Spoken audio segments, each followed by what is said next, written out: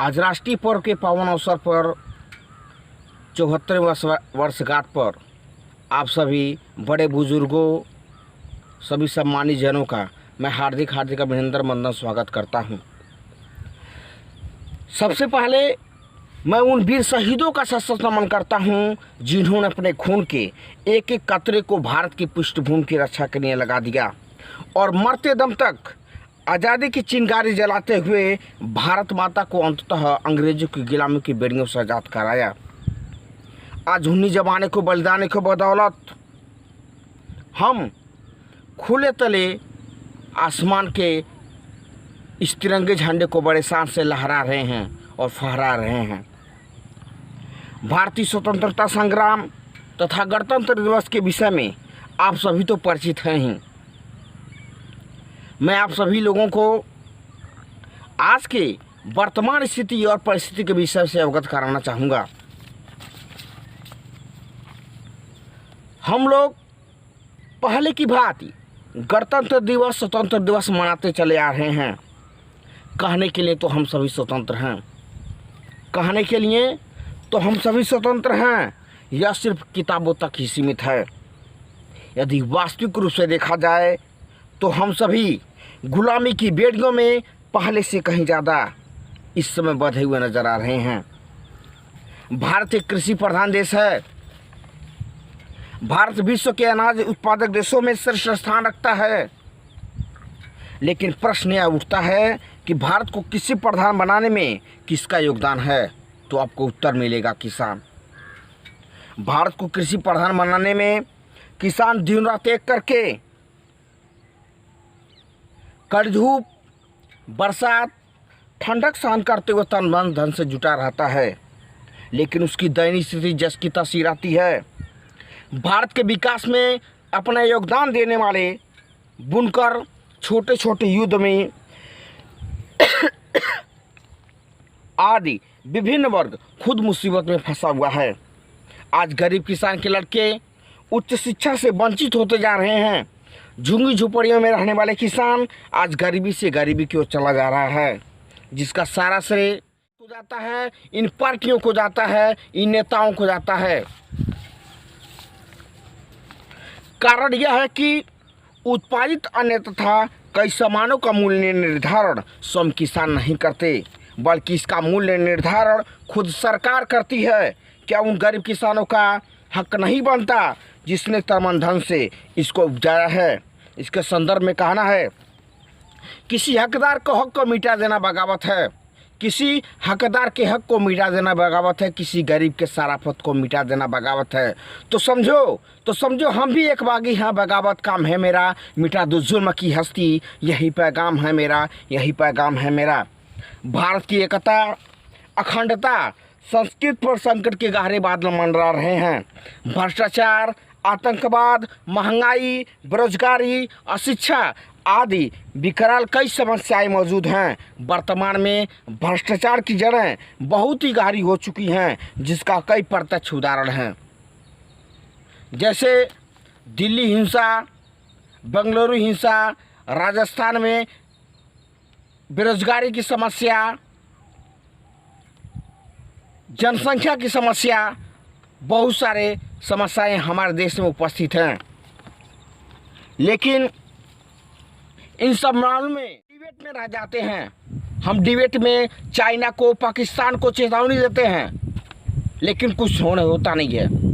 बड़े बड़े पैनलिस्ट आते हैं, कभी भी अशिक्षा, बेरोजगारी और जो जनसंख्या, जो मूलभूत समस्याएं हैं, जो काफ़ी विकराल समस्या ले रही हैं हमारे देश में, उन पे कभी कोई बात नहीं करता। कोई भी पार्टी का नेता बात नहीं करता। सिर्फ हिंदू मुस्लिम पे समस्याओं पे बात होती है। कभी अशिक्षा, बेरोजगारी, जनसंख्या नियंत्रण, कई जो मूल समस्या उन पे कभी कोई बात नहीं करता। उसी के संदर्भ में कहता हूँ। और पाकिस्तान आए दिन सीज़फायर का उल्लंघन करता है, तो हम बैठ के सिर्फ न्यूज़ चैनल पर इस बात को, डिबेट को हम दोहराते हैं कि हम ये कर देंगे, वो कर देंगे, लेकिन कुछ होने जाने वाला नहीं है।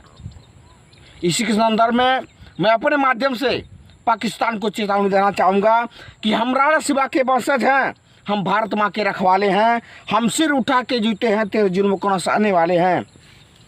ऐ पाकिस्तानियों रोक लो अपने जुल्मों को, वरना हम ईंट का जवाब पत्थर से देने वाले हैं, पत्थर से देने वाले हैं। काला धन, भ्रष्टाचार आदि कई गंभीर मामले हैं जिस पर सरकार चुप्पी साधे हुए है। आम लोगों को न्याय नहीं मिलने वाला है।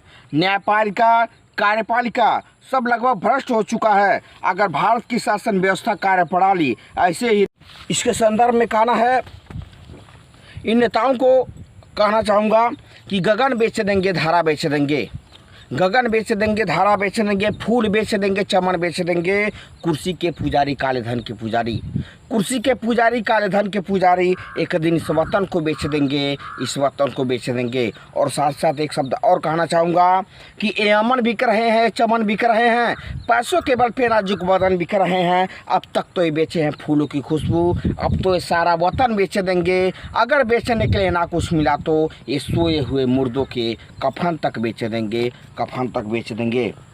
यदि इन सभी मामलों को युवा शक्ति के साथ साथ भारत की जनता अनदेखी न करे तो भारत की स्थिति फर्श से अर्श तक आ जाएगी। युवा शक्ति प्रचंड तूफान के समान होता है। युवाओं को शक्ति का ज्वार कहा जाता है, परंतु आज युवा शक्ति अपने ही भौर में फंसकर इतनी उलझती जा रही है कि स्वयं का सर्वनाश, स्वयं सत्यानाश करने को तुल गई है। कभी दूसरे को दिशा देने वाली युवा शक्ति आज स्वयं दिग्भ्रमित है। युवाओं के मजबूत और सुदृढ़ कंधों पर ही राष्ट्र टिकता है, परंतु आज ये कंधे इतने झुक गए हैं कि उनसे स्वयं का भार नहीं उठाया जा रहा है। यह दयनीयता, दुर्बलता, कायरता आखिर कब तक चलेगी?